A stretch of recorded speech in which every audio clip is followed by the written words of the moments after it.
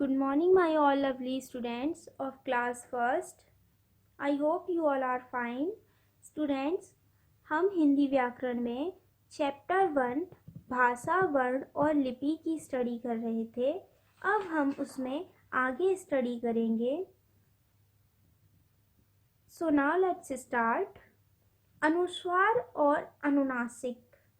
अभी तक हमने यहाँ तक स्टडी की थी. अब हम आगे स्टडी कर रहे हैं अनुस्वार और अनुनासिक. अनुस्वार क्या होते हैं और अनुनासिक क्या होते हैं? पहले नीचे दिए गए चित्रों व उनके नामों पर ध्यान दीजिए. ये क्या है बच्चों? बंदर. क्या है? बंदर. ये क्या है? मंदिर. क्या है? मंदिर. ये क्या है? आँख.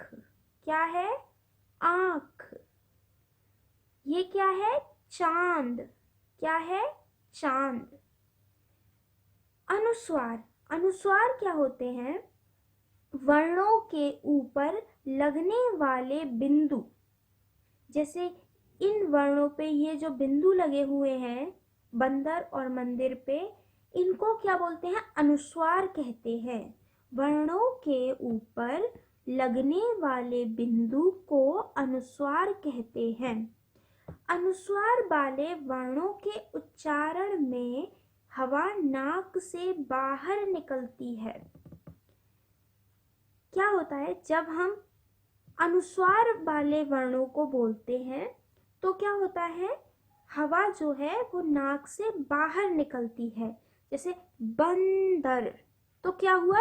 हवा जो है वो नाक से बाहर निकली. बंदर.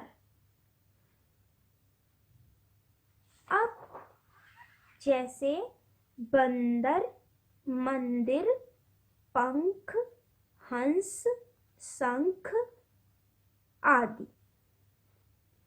अब अनुनासिक. अनुनासिक किन्हें कहते हैं? वर्णों के ऊपर लगने वाले चंद्र बिंदु को अनुनासिक कहते हैं. अनुनासिक वाले वर्णों के उच्चारण में हवा नाक और मुंह दोनों से बाहर निकलती है. अनुस्वार में क्या था? हवा जो थी वो केवल नाक से बाहर निकल रही थी. अब क्या है? हवा नाक और मुंह दोनों से बाहर निकलती है. किसमें? अनुनासिक में. जैसे आँख, चांद, गांव, सांड आदि.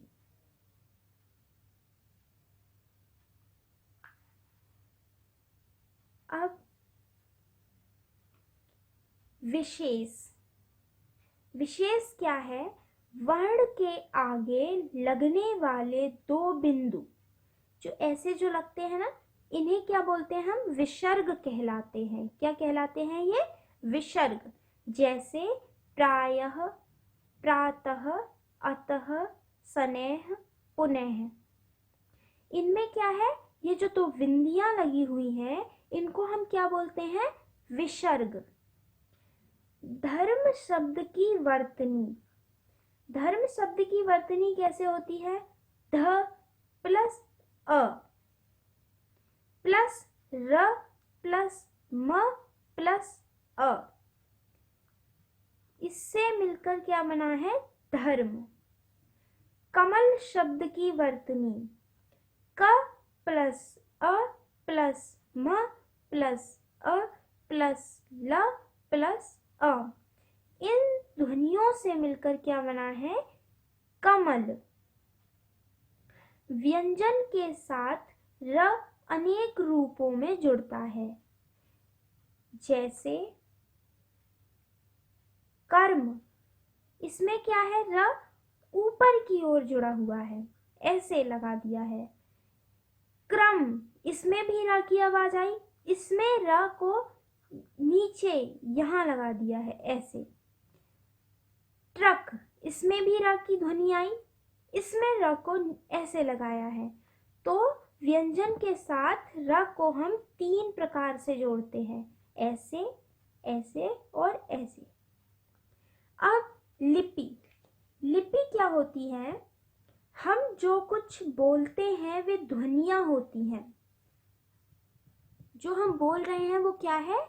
ध्वनि। क्या होती है? ध्वनियां। प्रत्येक भाषा में ध्वनियों को अलग अलग चिन्हों में लिखा जाता है।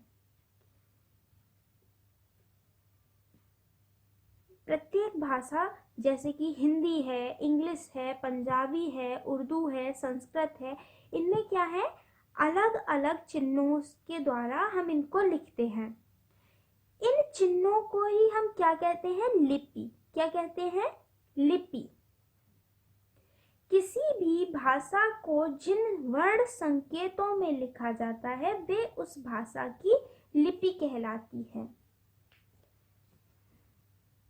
किसी भाषा को हम जिन वर्ण संकेतों में लिखते हैं उनको हम क्या कहते हैं? लिपि कहते हैं। हिंदी भाषा को देवनागरी लिपि में लिखा जाता है। हमारी जो भाषा है, हमारी जो मातृभाषा है हिंदी, उसे हम किस में लिखते हैं? देवनागरी लिपि में लिखते हैं। हमारी जो देश की भाषा है वो क्या है? हिंदी है। और हिंदी भाषा को हम किस में लिखते हैं? देवनागरी लिपि में। ओके स्टूडेंट्स, ये चैप्टर आपको समझ में आ गया? आज के लिए इतना ही।